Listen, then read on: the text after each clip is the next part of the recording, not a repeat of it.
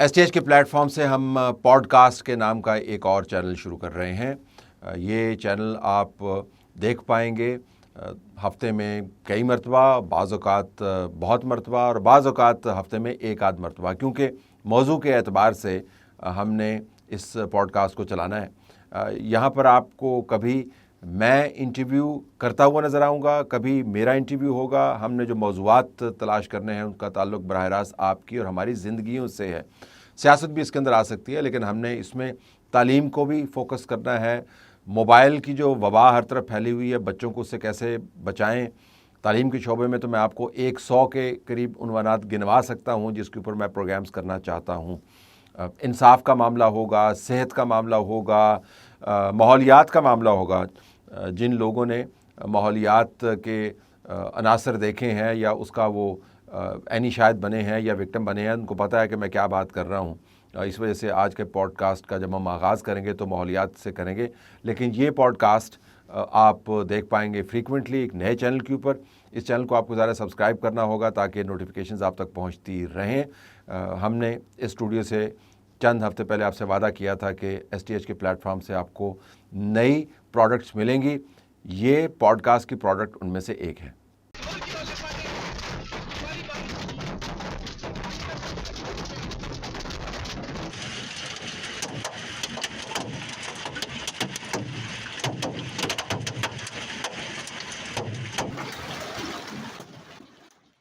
आइए अब मेन मौजू की तरफ आते हैं। आपको याद होगा कि इस्लामाबाद में चंद दिन पहले आसमान से एक आफत आई और जिन लोगों ने उस आफत को करीब से देखा या जो उसका विक्टिम बने, उनका मानना ये था कि क़यामत सुग़रा थी।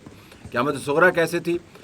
हवा बहुत तेज़ चल रही थी, पत्ते टूट टूट के गिर रहे थे और आसमान से बारिश नहीं आ रही थी, बल्कि टेनिस बॉल साइज़ के ओले पड़ रहे थे और ओलों की रफ्तार ऐसे थी कि जैसे ऊपर से खड़ा हुआ कोई जहाज़ गोलियां और बम बरसा रहा हो। गाड़ियां रुक गईं, गाड़ियों के शीशे टूट गए, लोग मोटरसाइकिल छोड़कर सड़क के बीच में भागना शुरू हो गए। अफरा तफरी ऐसे थी कि लोग दूसरों की गाड़ियों में घुस रहे थे। एक खातून जिसने ये तमाम मुद्दा बड़े करीब से देखा, उनका मानना ये था कि यूं लग रहा था कि जैसे क़यामत का वो दिन आ गया है जब सबको अपनी फ़िक्र पड़ी होगी, अपना सर बचा रहे होंगे, ख़ुद भाग रहे होंगे। पर बेबसी का आलम यह था कि दरख्त जिसके नीचे वो खड़े होते थे उसके ऊपर बार बार बिजली कड़कती थी और यूं लगता था कि अब हमारा आखिर करीब आ गया है और दुनिया तबाह हो रही है। ये है मौसमियाती तब्दीली का एक हाल। अब लोग इतने खौफ में मुब्तला हैं कि इस्लामाबाद और खैबर पख्तूनख्वा के उन हिस्सों में जहाँ पर ओलों ने तबाही मचाई, नई नवेली गाड़ियों के ऊपर 15-15 हज़ार की गत्ते की शीटें डाल रहे हैं कि किसी तरीके से बचत हो। लोग मोटरसाइकिल पर संजीदगी से सोच रहे हैं कि पुलिस के कहने पर तो हमने हेलमेट नहीं पहने, लेकिन अब जो अजाब हमने देखा है उसके बाद हमें हेलमेट यकीनन पहनने चाहिए। एक तरफ ये हालात हैं कि आसमान से बर्फ़ गिरती है और गोले बरसते हैं, आपके सोलर पैनल तबाह होते हैं, आपके दरख्त टूट जाते हैं, आप ज़ख्मी होते हैं, अमवात होती हैं, गाड़ियाँ किरची किरची हो जाती हैं। और दूसरी तरफ पाकिस्तान के अंदर कराची जैसे शहर में जहाँ पर मोतदल मौसम हुआ करता था, अप्रैल के दिनों में हीट वेव का अक्स आपको नज़र आता है। 41 डिग्री सेंटीग्रेड आपको वहाँ पर नज़र आता है और लोग बिलबिला रहे हैं कि ऐसी गर्मी हमने कहीं नहीं देखी। पाकिस्तान के नॉर्थ में अगर आप चले जाएं तो अजीब-ओ-गरीब सूरत हाल है। पाकिस्तान के अंदर पानी के गिर्द जो सियासत हो रही है वो तो आपको पता है। समुंदरों से पानी गायब हो रहा है, दरियाओं के अंदर पानी कम बह रहा है। जब लड़ाई शुरू होने लगी तो किसी ने खुशखबरी दी कि जी शुक्र करें कि ऊपर गर्मी ज़रा ज़्यादा हो गई है नॉर्दर्न एरियाज़ के अंदर, तो वहाँ पर जो ग्लेशियर हैं उन्होंने पिघलना शुरू कर दिया है, तो दरियाओं में पानी बढ़ गया है, तो अब हम सूबों को ज़्यादा पानी दे सकते हैं, अब सूबों का गुस्सा ठंडा हो सकता है। लेकिन साथ किसी ने एक और भी पेशीन गोई की, उसने कहा कि 10 दिन के बाद ऊपर ज़्यादा ठंड पड़ेगी, बर्फ़ पड़ेगी, बर्फ़ पिघलना बंद हो जाएगी, तो दरियाओं के अंदर पानी कम हो जाएगा, लड़ाई दोबारा से बढ़ जाएगी। तो यूँ लगता है कि एक बटन लग गया है जिसके ऊपर आपको कोई कंट्रोल नहीं है। कब आपके सर टूटने हैं, कब आपकी गाड़ियाँ टूटनी हैं, कब आपने तबाह होना है और कब इस मुल्क के अंदर सूबों के दरमियान लड़ाई होनी है। और मुल्क सिर्फ यही नहीं है, अगर आप इस खित्ते का जायज़ा लें तो कोह हिमालय जो 2 बिलियन लोगों को पानी फराहम करता है, पिछले 23 साल में पहली मर्तबा तीसरे साल मुसलसल कम बर्फ़बारी हुई है। तो अगर ये बर्फ़बारी का पैटर्न यही रहा तो 2 बिलियन लोग, पाकिस्तान, हिंदुस्तान, बांग्लादेश समेत जो लोग मौजूद हैं, उनको पानी मैसर नहीं होगा। ये वो तब्दीलियां हैं जो हमारी तहज़ीब को तबाह कर सकती हैं। आज हमने ये जानना है कि इन तब्दीलियों से हम कैसे निपटें। जो फोरकास्टिंग का सिस्टम है, घर हमने कितनी देर में निकलना है, जो मौसम साथ बन रहा है, जो बिजली कड़क रही है, इस से क्या कौन सा तूफ़ान आएगा, मेरे इलाके में आएगा या बराबर में आएगा। इस्लामाबाद का मैं आपको हाल बताऊं कि इस्लामाबाद के बीच में ये तूफ़ान था, जो नॉर्थ और वेस्ट का एरिया उसमें तूफ़ान था। जो ज़रा ईस्ट की तरफ इलाके थे वहाँ पर मुकम्मल तौर पर एक ओला भी नहीं गिरा, सिर्फ बारिश हुई। तो आपको ये भी जानना है कि किस वक्त निकलना है, कब हमने किसानों के हवाले से अगर आप देखें बीज बोने हैं, कौन सी खड़ी फसल जो है उसको तहफ़्फ़ुज़ फराहम करना है, कब पानी के ऊपर लड़ाई होनी है, कब नहीं होनी। Forecasting is very important. हमारे पास मौजूद है इस वक्त आज की नशिस्त में जुनैद यामीन साहब, CEO हैं, वेदर वाले के को फाउंडर भी हैं। ये वो तंजीम है जिनकी फोरकास्ट ने कम से कम मेरी जान और गाड़ी तो बचाई। जब इस्लामाबाद के अंदर तूफ़ान आ रहा था तो इनकी जानिब से एक पेशीन गोई आई, अलर्ट जिसको ये कहते हैं, जो फ़ोन के अंदर आया, जिसके अंदर कहा गया था 3 चीज़ बातें बताई गई थी। एक, आपके बराबर में बहुत शदीद किस्म का एक तूफ़ान डेवलप हो रहा है। नंबर 2, इस तूफ़ान के अंदर तुंद हवाएं भी चलेंगी, इस तूफ़ान के अंदर ओले भी गिरेंगे।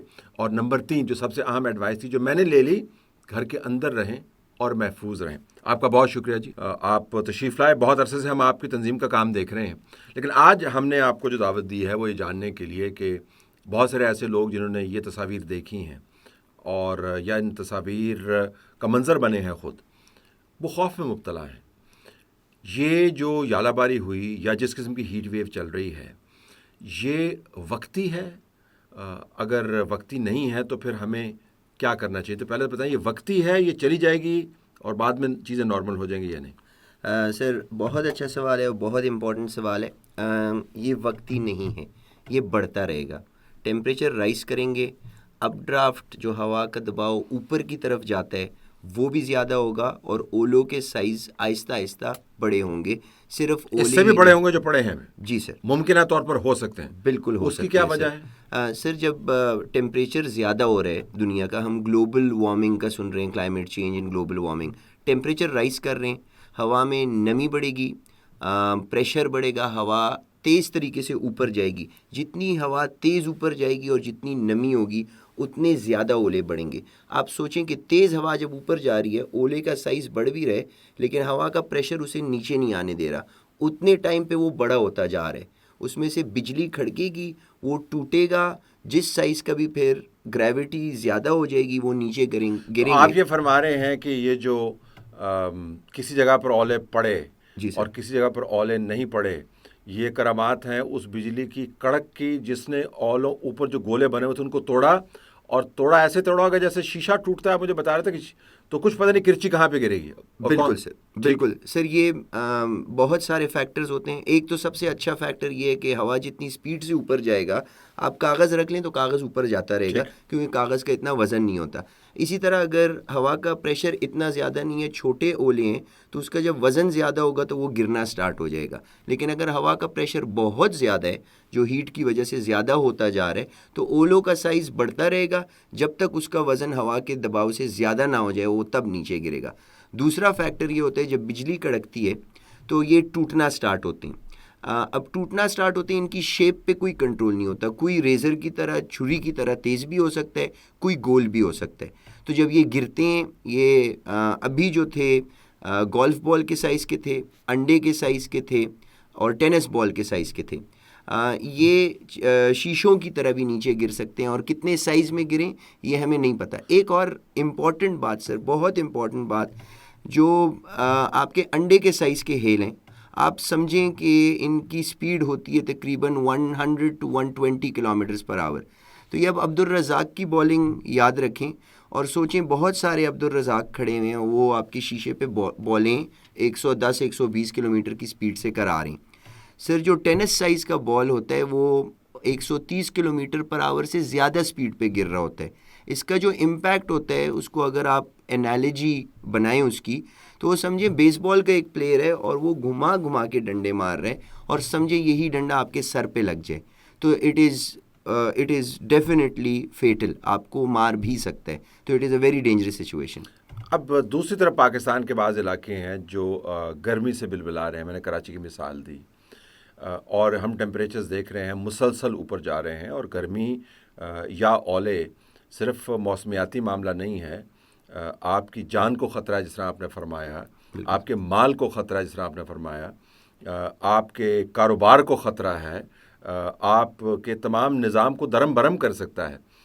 तो एक तरफ गर्मी और दूसरी तरफ बर्फ़ के गोले, ये क्या है? सर इसको समझाने के लिए मैं आपको एक मिसाल दूंगा। गाड़ी एक इंजन के लिए ऑप्टिमम टेम्परेचर पे डिज़ाइन हुई होती है, उसमें से कूलेंट गुजरता रहता है, पंखा चलता रहता है, तो वो गाड़ी का टेम्परेचर कंट्रोल में रखता है। अगर ये गाड़ी का टेम्परेचर कंट्रोल ना हो, मशीनरी ख़राब हो जाए या एक्सटर्नल हीट आ जाए या कहीं आग लगी हुई हो, तो क्या होगा? पाइप फटेगा, पानी का पाइप भी फट सकता है, हेड गैस्केट भी सड़ सकती है, कंप्रेसर भी ख़राब हो सकता है। तो मल्टीपल डिफरेंट काम हो सकते हैं क्योंकि द गाड़ी is not designed for that temperature. वो आपने सही बताया, क्योंकि लोग इससे रिलेट भी कर पाएंगे जी कि अक्सर हमने देखा है कि बोनट खोल के खड़े होते हैं बिल्कुल और पानी की तलाश कर रहे होते हैं। बिल्कुल लेकिन पानी की तलाश करते करते उनको ये भी पता होता है कि फ़ौरन पानी नहीं डालना, क्योंकि अभी बहुत हीट अप हुआ है। उसी किस्म की एनालॉजी है कि अगर टेम्परेचर से ऊपर जाएगा तो निज़ाम तबाह हो जाएगा गाड़ी का।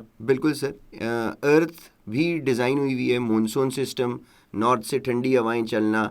जब हीट और टेम्परेचर ह्यूमन एक्टिविटी की वजह से ज़्यादा होंगी तो अब वो ऑप्टिमम टेम्परेचर नहीं है। वो किसी जगह पे आपका स्टॉर्म बना देगी, किसी जगह पे प्रोलॉन्ग हीट। जिस तरह से हम जिस तरफ को हम जा रहे हैं, सर्दियों में कमी हो रही है हर साल हमारे ख़ित्ते में। आधा दिन विंटर कम हो रहा है, आधा दिन स्प्रिंग कम हो रहा है, एक दिन समर बढ़ रहा है। तो जिस तरफ हम जा रहे हैं 6 महीने फ्लड्स और इस तरह के आफात होंगे, 6 महीने ड्राउट्स और इस तरह के आफात होंगे। तो ये आहिस्ता आहिस्ता हम उस तरफ पे जा रहे हैं जिस तरफ काफ़ी ज़्यादा फूड इनसिक्योरिटी और इस तरह के प्रॉब्लम्स आना स्टार्ट होंगे अगर हमने इस इम्पॉर्टेंट मैसेज को ना समझा। अच्छा, हमने बहुत अरसे माहौलियात के मामले को एक मगरबी तहज़ीब के साथ जोड़े रखा और उसके बाद हमने इसको मखौलियात का नाम दे दिया जी कि आप मखौल कर रहे हैं। पहले भी होता था, हज़रतों के फ्लड से हम शुरू करते थे, फिर कहते थे जी कि ये तो हर साल 10 साल के बाद यही काम होता है, अब लोगों को और कोई काम नहीं है तो आपने माहौलियात का मामला उठा लिया। मैंने जो हालिया तब्दीली देखी है, जब लोगों के सर, घर, शीशे, फसलें और सेहत तबाह होनी शुरू हुई, तो तब उनको एहसास हुआ कि स्मॉग भी कोई चीज़ है, एलर्जीज़ का ताल्लुक भी माहौल के साथ है, ओले गिरने का ताल्लुक भी माहौल के साथ है, पानी की कमी का ताल्लुक भी माहौल के साथ है। ज़रा वापस आइए कि लोगों को बर वक्त मालूमात फ़राहम करनी है। आपका जो तुर्रा इम्तियाज़ है, एक तो ज़ाहिर है क्लाइमेट के ऊपर आप काम कर रहे हैं, वो किसी और नशिस्त में मुफस्सल बात करेंगे, लेकिन कितनी इम्पॉर्टेंट है फोरकास्टिंग? हम उस जनरेशन से ताल्लुक़ रखते हैं जिसके अंदर हमें कहा जाता था कि आज बारिश नहीं होगी। क्यों? क्योंकि पेशीन गोई है कि बारिश होगी। वो यानी एक तमस्खर उड़ाया जाता था जो लोग पेशीन गोई करते थे। लेकिन आजकल पेशीन गोई बहुत साइंटिफिक हो गई है। कितनी साइंटिफिक है, कितना एक्यूरेटली आप फोरकास्ट कर सकते हैं? सर एक्यूरेसी इसको देखना पड़ता है कि कितने रेंज में आप फोरकास्ट बता रहे हैं। अभी हमारी जब से वेदर वाले पाकिस्तान में आए 3.5 साल हमें हुए हैं, हमने वेदर किसी भी इंडिविजुअल वेदर मॉडल से तकरीबन 40% तक इम्प्रूव किए। इसमें इम्प्रूवमेंट की गुंजाइश बहुत ज़्यादा है क्योंकि ऑस्ट्रेलिया में क्रिकेटिंग इवेंट्स हो रहे थे और उधर की मेट डिपार्टमेंट ने फोरकास्ट दी थी बारिश की, और बारिश नहीं हुई, और जब दी थी तो बारिश हो गई। तो गलती की गुंजाइश हमेशा होती है। इम्पॉर्टेंट मैसेज सर इधर ये है कि जब इस तरह की कोई अलर्ट या फोरकास्ट निकलती है तो आप मोहतात होते हैं। आप अपना यानी कि बारिश की पेशन गोई है तो आप छतरी साथ में रख लें। अगर हेल की पेशन गोई है, क्योंकि जैसे मैंने पहले बताया कि हेल किसी भी जगह पे शीशा आप तोड़ें और इर्द गिर्द लोग खड़े हों, कितना शीशा निकल के किस पे जाके लग सकता है, ये प्रिडिक्ट करना बहुत मुश्किल है, लेकिन हम ये बता सकते हैं कि इस इलाके में ये हो सकता है। ये हो सकता है। ठीक। तो सर सबसे इम्पोर्टेंट बात ये है कि जब ये हमने बता दिया, ये मैं हेल की बात बता रहा हूँ, बाकी हर वेदर पैरामीटर यानी टेम्परेचर भी एक पैरामीटर है, रेनफॉल भी एक पैरामीटर है, इसकी एक्यूरेसी आगे पीछे कम आपने कहा कि हो आपने सकती इसको है। इम्प्रूव किया 40%, कैसे इम्प्रूव किया? अच्छा सर, हमने क्या किया, जितने भी इंटरनेशनल मॉडल्स हैं, पहले तो सबसे पहले हमने पाकिस्तान में 300 वेदर स्टेशंस लगाए। सर ये ऑन ग्राउंड डेटा पॉइंट्स हैं। अब सर ऐसे तो हो नहीं सकता कि 300 जगहों पे आप इंसान खड़े कर दें और बोलें, उनको शीटें पकड़ा दें और बोलें कि कौन सा मॉडल इस जगह के लिए बेहतर परफॉर्म कर रहा है। सर हमने किया ये कि जब वेदर स्टेशन लगाए, हर घंटे की मशीन लर्निंग, एआई और डेटा साइंस को हमने इकट्ठे किया और हमने एक रिपॉजिटरी बना दी कि ये चीज़ कॉन्स्टेंटली चेक करो। इसकी एग्ज़ाम्पल ये है कि अगर कराची में अगस्त के महीने में हवा की प्रिडिक्शन, एक कैलिफोर्नियन बेस्ड वेदर मॉडल है एक्सकाटा, उनकी हवा की पेशंगोई सबसे बेहतर होती है अगस्त के महीने में। इसी तरह एक और एपीआई है जो टेम्परेचर एप्टाबाद में अगस्त के महीने में बेहतर बताएगी। तो ये मल्टीपल सोर्सेज का वेदर हम लेके आते हैं, इसकी ग्राउंड ट्रूथिंग करते हैं, कॉन्फर्मेशन करते हैं, ऑडिट कह दें कि कौन सा किस जगह के लिए, किस सीज़न में, किस पैरामीटर के लिए बेहतर परफॉर्म कर रहा है, और फिर हम एंड यूज़र्स को वो वाली इन्फॉर्मेशन दे देते हैं। तो हमने एक डिसीजन सपोर्ट सिस्टम बनाया। तो ये जो वेदर स्टेशंस हैं आपके, मैंने देखा वेदर स्टेशन आपका। जी सर। देखने में तो बिल्कुल जिस तरह मेरे कैमरे का ट्राईपॉड है उस तरह ही लगता है। जी सर। हमारे ज़हन में जो वेदर स्टेशन का जो तस्वर था रिवायती, वो तो था कि बहुत बड़ी जगह होनी चाहिए और उसके ऊपर बड़ी बड़ी मशीनें लगी होनी चाहिए। आप हवा को, बारिश को, खुदावंद ताला की जो एलिमेंट्स ऑफ नेचर हैं उनको असेस कर रहे हैं। भाई इतना बड़ा सिस्टम लगाएं। तो देखने में तो ये नहीं है। ये वेदर स्टेशन जो ये करता क्या है, वो क्या डाटा जनरेट करता है? सर हमारा जो हमने स्टैंडर्ड वेदर स्टेशन लगाया है, ये 6 पैरामीटर्स होते हैं, यानी wind speed, rainfall, heat, barometric pressure, humidity, ये 6 सेंसर हैं।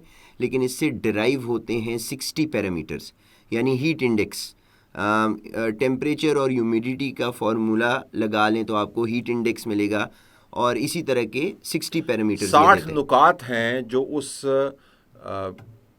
डाटा में से निकलते हैं। जी सर। जिस डाटा को जनरेट करता है आपका वेदर स्टेशन। जी सर। 60 नुकात हैं। जी सर। और उसको फिर आप उसकी बुनियाद पर आप फिर पेशीन गोई करते हैं, क्या करते हैं? जी सर। तो सर ये जो फोरकास्टिंग मॉडल्स होते हैं इंटरनेशनल, हम अपना भी बना रहे हैं, लेकिन इंटरनेशनल मॉडल्स को एक कहते हैं कि इस जगह पे टेम्परेचर 10 होगा, दूसरा कहता है 12 होगा, तीसरा कहता है 14 होगा।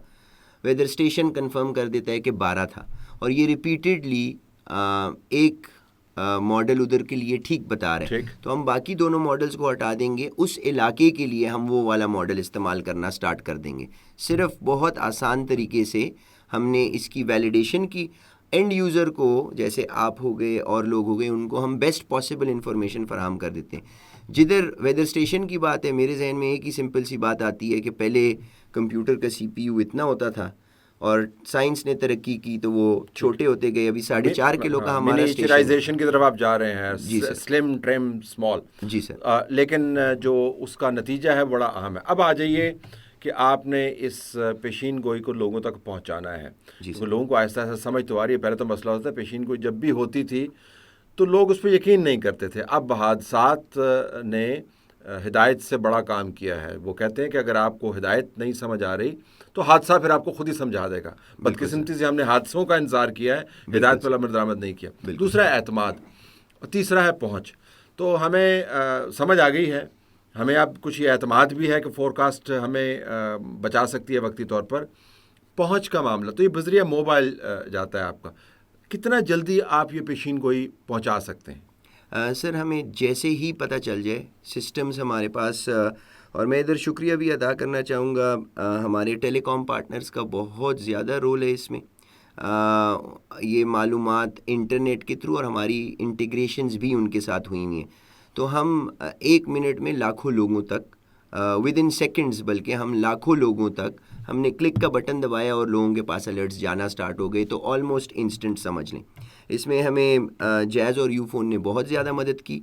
इंशाल्लाह जोंग और बाकी ऑपरेटर्स भी हमारे साथ इस सर्विस की इम्पोर्टेंस को अब समझने लगे हैं। और सबसे पहले यूफोन ने किया था और हमने हीट वेव के लिए अलर्ट्स जारी किए थे आम आदमी के लिए भी, सर सिर्फ मोबाइल फ़ोन पे नहीं, क्योंकि पाकिस्तान की आवाम को हमने समझा।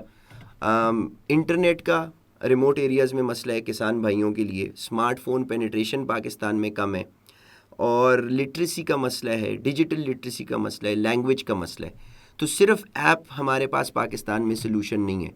हम SMS के ज़रिए, VMS के ज़रिए, IVR के ज़रिए, कॉल सेंटर के ज़रिए भी मुख्तलिफ़ ज़बानों में ये इन्फॉर्मेशन पहुंचाने की कोशिश करते हैं, ताकि सर आपको तो ऐप की समझ आती है, लेकिन उस किसान का सोचें जिसको ये ना आले इस्तेमाल करने आते और ना उसको पढ़ना आता है। उसको सुन के तो समझ आती है लेकिन पढ़ के समझ नहीं आती। तो जिस किस्म का आपके पास जिसको कहते हैं ऑडियंस है, जी सर, जिस किस्म का एंड यूज़र है, जी सर, उस किस्म के मालूमात आप फराहम करते हैं, तो ये मुकामी ज़ुबानों में भी आप देते हैं, कौमी ज़ुबान में देते हैं, अंग्रेज़ी में तो आती हैं, वो तो मैंने देखी। जी सर, सर अंग्रेज़ी और उर्दू में हम देते हैं। इसके अलावा अगर कॉल सेंटर पे कोई कॉल कर दे तो हम उर्दू में भी, उर्दू के अलावा भी पश्तो वगैरह में भी दे देते हैं। वो डिपेंड करता है कि हमारे पास ह्यूमन रिसोर्स किस टाइप की है, लेकिन हम ये और ज़बानों में भी कंटेंट बन रहा है ताकि हर किस्म के पाकिस्तान में जिस किस्म के भी जिस भी इलाके से लोग हैं उनको ये इन्फॉर्मेशन उन्हीं की ज़बान में मिल सके, चाहे उन्हें पढ़ना आता हो या ना आता हो। और हमने बाहर के ममालिक में देखा है कि वो रेडियो सुनते हैं बहुत। जी सर, और गाड़ियों के अंदर रेडियो लगे होते हैं। हमारे यहाँ पर मैं देख रहा था तकरीबन 250 के करीब रेडियो स्टेशंस हैं प्राइवेट सेक्टर के अंदर। यानी पाकिस्तान के हर ज़िले में अगर आप अंदाज़ा लगाएं तो 1.5 रेडियो स्टेशन मौजूद है। जी सर, हम बहुत सारे लोग जो है रेडियो नहीं सुनते हैं, लेकिन रेडियो के ज़रिए भी आप लोगों तक पहुंच कर सकते हैं अगर रेडियो चलाने वालों को ये एहसास हो कि ये मामला कितना संजीदा है। सर बिल्कुल, मैं तो काफ़ी अरसे से पाकिस्तान में 3.5 साल हो गए। शुरू में कोई सीरियसली नहीं लेता था, आहिस्ता आहिस्ता ट्रेंड चेंज हुआ। पाकिस्तान में कोई इवेंट होता है तो उसके बाद लोगों को समझ आती है और एक हाइप बनती है और फिर लोग भूल जाते हैं। ये ट्रेंड मैं 3.5 साल से देख रहा हूँ। ऑस्ट्रेलिया में ऐसे नहीं है। पब्लिक प्राइवेट पार्टनरशिप, और प्राइवेट पार्टनरशिप में जिस तरह हमें टेलीकॉम सेक्टर ने सपोर्ट किया, इस तरह रेडियो और कन्वेंशनल मीडिया को भी सपोर्ट करना चाहिए। इस तरह के मैसेजेस आ रहे हैं सर, कोई फ़ोन से देख लेगा, कोई टीवी से देख लेगा, कोई रेडियो से देख लेगा। ये इन्फॉर्मेशन लोगों तक पहुंचाना लाजिम है, क्योंकि उनकी जान और माल की हिफाजत, और इस सर्विस के लिए, अलर्ट सर्विस के लिए हम चार्ज भी नहीं करते। तो ये एक सब पे लाजिम है, सारी ऑर्गेनाइजेशंस पे जो कंट्रीब्यूट कर सकें तो ज़रूरी सर 100%। तो यकीनन सिर्फ आपकी तंजीम नहीं है, जो भी अच्छी पेशीन गोई जनरेट कर रहा है उसकी पेशीन गोई को आपने अब फैलाना है। ज़रा बिल्कुल आखिर में मैं आपसे जानना चाहूँगा, और इसके लिए हम माहौलियात के मसले को हल करने के लिए हम क्या कर सकते हैं वो किसी और नशिस्त में हम उठा रखेंगे। अभी तो लोगों को सरों की फ़िक्र है, सर ओले से भी और गर्मी से भी, क्योंकि ढांपते आप सर ही हैं। ऊपर से गर्मी जब पड़ती है तो फिर भी आपने सर के ऊपर कपड़ा रखा होता है, और जब ओले पड़ते हैं तो सर के ऊपर आपने हाथ रखे हुए हैं। हमारे एक दोस्त हैं, वो उनके बेटे ने अपनी मेहनत की कमाई से उसी रोज़ गाड़ी ली जिस रोज़ यालाबारी हुई, और वो पहली मर्तबा शोरूम से गाड़ी लेके बाहर आ रहा था। He is completely emotionally devastated. इसी तरीके से हमने लोगों को देखे हैं कि जो हॉस्पिटल जा रहे थे बच्चों को लेके, और रास्ते में वो खुद भी एक्सीडेंट सुन के हुए और इंजर हुए। वक्ती तौर पर इन अलर्ट्स को हमें संजीदगी से लेना चाहिए, ये तो बात ठहर गई, लेकिन इन अलर्ट्स की क्वालिटी को भी शायद इम्प्रूव होना चाहिए, क्योंकि बाज़ वक़्त आप पैनिक भी क्रिएट कर सकते हैं कि नहीं। जी सर, सर अलर्ट का हम ये बोलते हैं कि जिस तरह पिछला वाला severe wind storm, hello, rain और जो इवेंट्स होते हैं, तो हम ये बोलते हैं stay endorse and stay safe.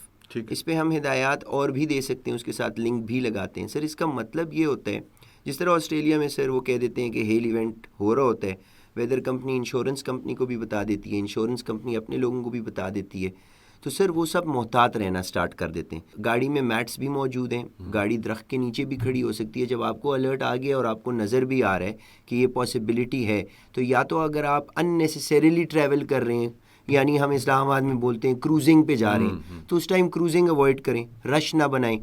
Sir हमने 3-4 घंटों के लिए तो बोला था, साढ़े आखिरी फाइनल अलर्ट 3:52 पे या लगभग इस तरह, और मगरिब तक का हमने बोला था कि रिस्क हाई है। तो उस टाइम पीरियड में कितनी इम्पॉर्टेंट चीज़ें थी जो आपने करनी थी, तो थोड़ी देर के लिए रुक सकते हैं, देख सकते हैं। और 15-20 मिनट का आपको एडवांस नोटिस भी है। जी सर, 15-20 मिनट का एडवांस नोटिस भी है। जब आप देख लें कि बादल क्लियर हो गए हैं, एक और अलर्ट भी आगे आ जाएगा कि सिचुएशन है सबसाइडेड, तो आप अब निकलना स्टार्ट कर दें। अननेसेसरीली रश ना बनाएं, घर गाड़ी कवर कर लें, बेयर मिनिमम आप पुल के नीचे गाड़ी खड़ी कर दें।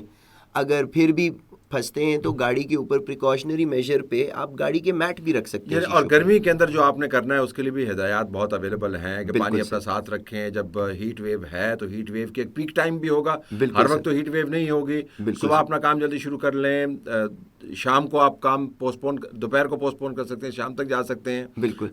और सर को कवर रखें, बच्चों को बाहर ना निकालें, मिलियन थिंग्स। लेकिन ये ज़रूर है, टुवर्ड्स द एंड आपको शुक्रिया अदा करते हुए, कि हमारी ज़िंदगियाँ वैसे नहीं रहीं जी सर जैसे हम सोचा करते थे। बिल्कुल सर, ये संजीदा मामला है। बिल्कुल सर। और अगर आपको अभी भी समझ नहीं आई तो अल्लाह से दुआ है कोई और बड़ा हादसा कहीं ना समझाने पर मामूर हो जाए, क्योंकि ये हालात जो हमने पैदा किए हैं, आपका शुक्रिया अदा करते हुए, ये हमारे पैदा किए हुए नहीं हैं। ये एक इज्तमाई गुनाह है जो हमने किया माहौलियात के ख़िलाफ़, और अब कुदरत जो है उसके ऊपर गज़बनाक है, और उसके गज़ब का अक्स जो है आपको बराबर नज़र आ रहा है। हमारे पास चूँकि वसाइल कम है तो हम अपने मसाइल को तदबीर और तदब्बर से हल कर सकते हैं। लिहाजा अगली मरतबा जब आपके पास अलर्ट आए तो उसको संजीदगी से लें, और अगर आपके पास अलर्ट आने का सिस्टम नहीं है तो अपने मोबाइल के अंदर सिस्टम इंस्टॉल कर लें। अगर मोबाइल नहीं है तो कोई और तरीका इख्तियार करें, माहौलियात के बारे में जानें, मौसम के बारे में जानें।